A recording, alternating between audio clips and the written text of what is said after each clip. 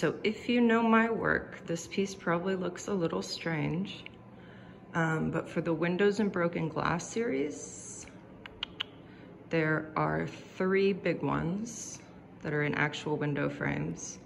And the series developed from just coming across all of these different photos of how people had to, you know, just rush and put anything they could into their windows to block the broken glass from coming through. Because even if a building is hit or a nearby building is hit, it might shake it so much that all the glass breaks. So this series came from that, and just all of these images that I was seeing of Ukrainians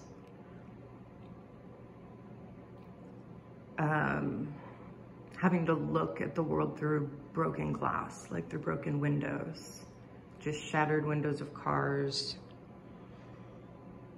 You know, their homes are destroyed, and just what it must be like to live day to day and only see the world pretty much through broken glass.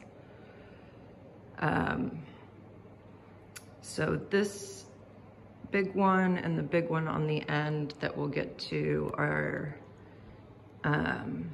they're kind of like installation pieces. I just wanted to create, I had these old window frames and just wanted to create basically what I went through my sheds, and it was just kind of like, what would I use? Like if I had to do this quickly, how would I do it? And so that's what those are. They are priced because of the fundraiser. They're priced at $1,000, and $950 of that $1,000 goes to Unbroken Ukraine. And so here are some other works in that series. And all of these are still available at the moment. So it's the large windows, and then the rest are watercolor and ink. Well, this one is also watercolor and ink.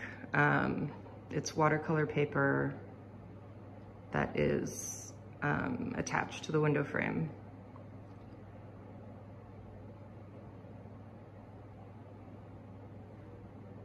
And this piece, all the windows are, I think, like 34 by 34.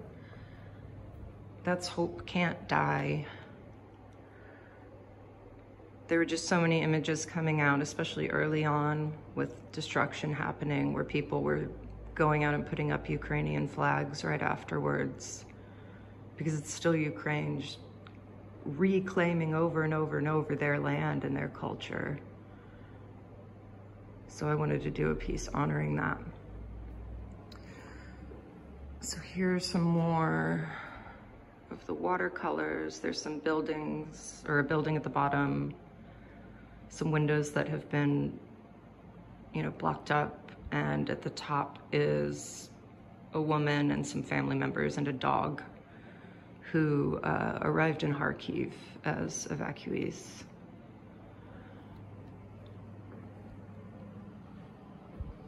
All of these images are based off of true stories that people are sharing, either with media on YouTube or larger media, or firsthand experiences from, a lot of times, Twitter and Instagram. So the one at the top is a man evacuating an elderly woman. And there's a playground, I think that was in Mariupol, but it could be lots of places.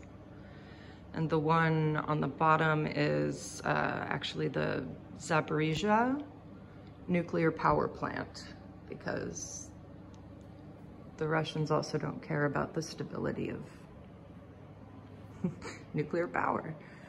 So this is the other installation kind of piece. And this one, just visually, I wanted there was a specific look I kind of wanted, because the first image I saw that really made me see some of the physical destruction there as emotional and important, like, you know, maybe not as emotional and important as humans, but I mean, it is. They're still beings. It's part of Ukraine, and that's people's homes.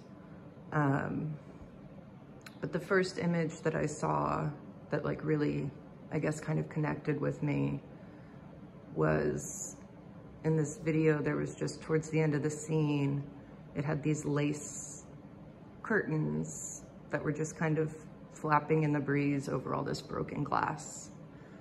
And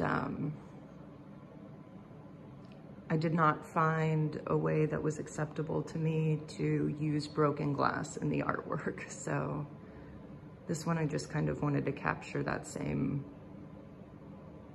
visual emotion, I guess. So those are all of the works, and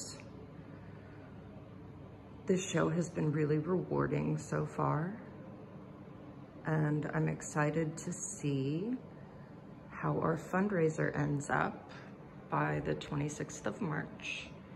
We right now are a little over $800 for Unbroken Ukraine, and they're doing rehabilitation work with soldiers and civilians in Ukraine. They do a lot of prosthetic work, but they also do psychological, like counseling and stuff for victims of war crimes. So they're doing really, really important work in Ukraine. So hopefully we can raise as much as we can for them. But yes, happy to share the show with those of y'all who could not be here. And thanks for watching.